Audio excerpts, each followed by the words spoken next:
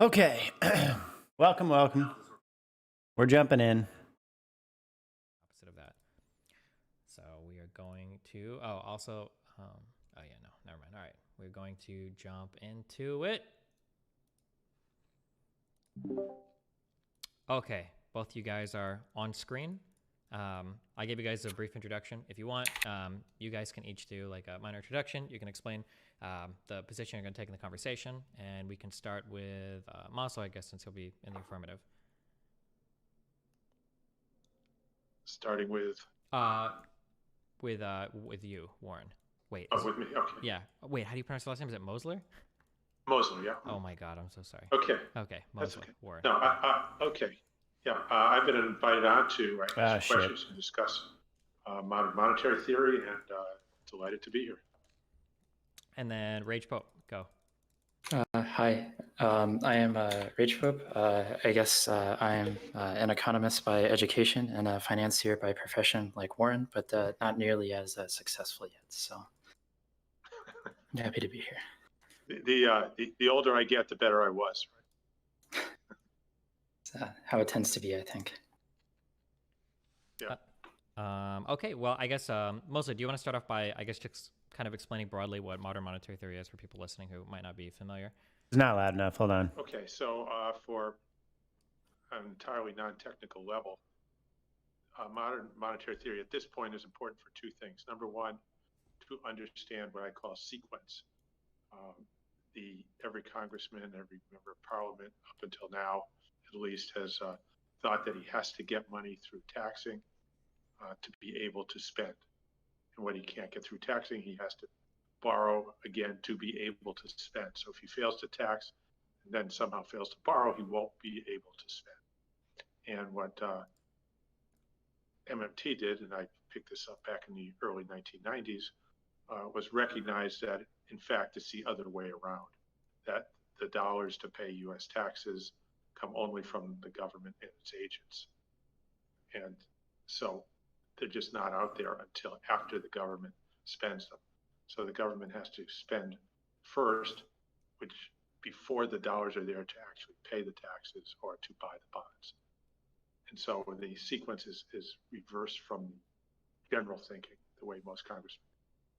Once you understand the sequence is reversed, that the sequence is spending comes first, providing the dollars that can then be used to pay taxes or buy bonds, suddenly the idea of solvency, crowding out, those types of things become inapplicable, or at least take on very different meanings. But I'll argue that they're just inapplicable to the conversation. And so conversations about fiscal policy have to be based on other things, not that the government's going broke or might not be able to make payments or that it's leaving debt to the next generation or like that. It has to be based on different criteria. And that's exactly what's happened in the last year.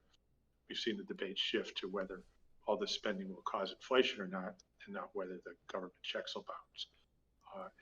And the other thing that is now critically important is the understanding that raising rates, higher rates, positive rates, actually support, cause, contribute to inflation. They don't fight inflation. And lowering rates tends to be a deflationary bias. It doesn't add to inflation. The Fed doesn't better meet their target by lowering rates to increase inflation. They've got it backwards.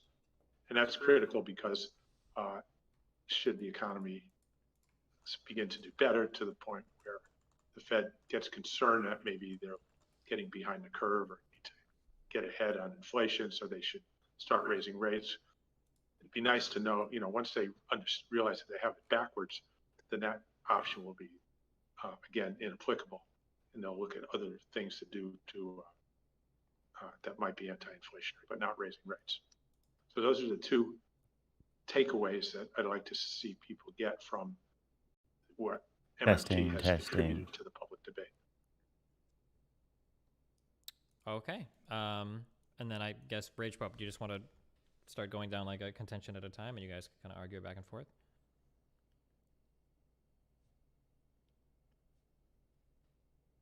Wait, hello? Oh, hello? Oh, can you hear me? Yeah, we can hear you now. Hey, sorry. Yeah, okay. So I guess when I generally think about like the big macroeconomic schools of thoughts, kind of always go back to what I was kind of taught, that economists are basically storytellers, and that's the easiest way for people to kind of understand. So when we go to the modern monetary theory, it offers kind of up a fairy tale, which skips over the rougher parts in the middle, and it kind of invites the audience to fill in the blanks. The biggest story that MMT tells is this: spend first, and then the money comes back to the government, remitted in the form of taxes. But if we go back to our history of money and where it comes from, well, the first money that we used really came as, gold, rocks out of the ground, right? And that's the one that's kind of stuck around as kind of commodity money. And even here in the United States, we didn't really switch over to full chattel money until 1971, I think, which was the end of the Bretton Woods system. So when your economic system revolves around a government being able to create money at will and use that to fund liabilities, I don't think it really represents reality in terms of how these governments, how our economies have actually formed and functioned, even outside of the money creation process. Kind of additionally, my big issue with it. Can I address that first? Yep, go for it. Sure. Okay, so I grew up in monetary operations. I was on the desk at Bankers Trust, visited the Fed regularly, and no one in the Fed disagrees. They say it differently. They say you can't do a reserve trade without a prior reserve ad. The way today's system works, regardless of how it may have worked at one point in time, I just assume not get into that because it doesn't matter. What we have now is the Fed as a scorekeeper. That they spend by crediting accounts, and taxing is a matter of debiting accounts. And you can't you have to credit an account first before there's a balance there for you to debit. And if you debit the account first, when there isn't a balance, they could do that. Then it goes into overdraft. And an overdraft is a loan from the Fed, booked as a loan, which is a reserve ad by the Fed. It's the government spending first. Lending is a sub class of spending, in that lending is where the lender buys the promissory note of the borrower. So it's spending on financial assets is a subset of spending. So when I say spending, it's a shortcut for spending or lending. But anyway, so yeah, go ahead. I was going to say, so, but I guess in 1970, when we switched over to the current system that we have, everybody was immediately credited with a large number of balances, right? There are trillions of US dollars in terms of bills circulating around the world and in terms of deposits in other nations' accounts, right? And then the second thing on top of that is we can still continue to spend and transact in mediums that aren't United States dollars and have our economy function more or less the same way as any other thing like the US dollar, right? The only thing we would need is our tax burden back, which there's plenty of sources for.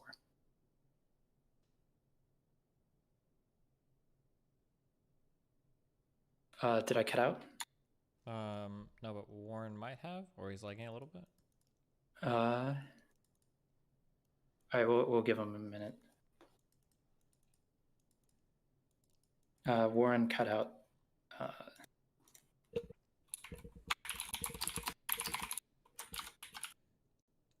Might be contemplating.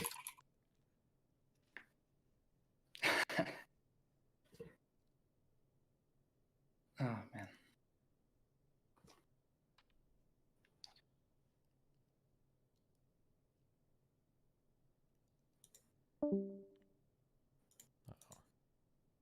No, well, that's not good. Technical difficulties.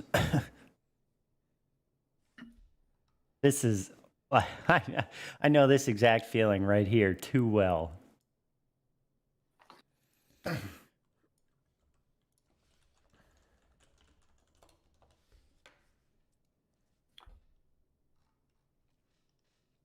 So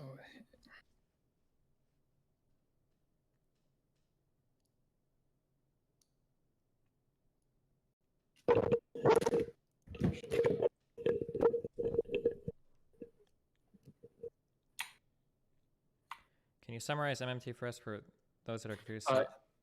Yeah, someone in so- chat asked. I'm just gonna explain this real quick. You tell me if I get it wrong. So basically, a lot of people think that in order to pay for like government spending, we need to raise taxes.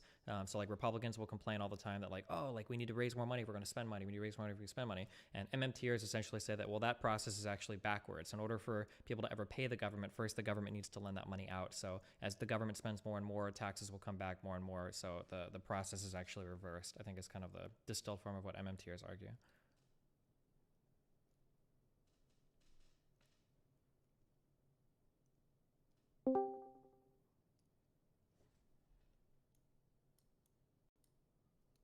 Rach, Yeah. wait, Rach Pop, can you?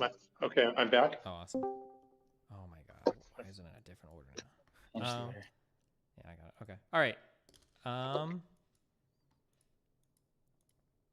It said my phone was getting hot, so I just put it on some ice. Oh shoot, gotcha. Okay, we could just do audio for now. The video might. Okay, The camera might. good. Yeah, it's fine. Okay, that's all right. Yeah, it's fine. Not a big deal. Okay. Good. Okay, so I missed that answer. Bruh, get a new phone. What are you doing? Yeah, so I can go back. So I guess the first thing that I would say is if we're starting over, not from scratch, right? So we're assuming that we have the governmental money, so to speak, in circulation that it is right now, then the Federal Yes. Reserve is no longer the sole supplier of US dollars in the world economy, right? So there's trillions of dollars held overseas in fiat and other demand bank accounts. There's contracts negotiated in dollars, if you want to count those in the monetary supply.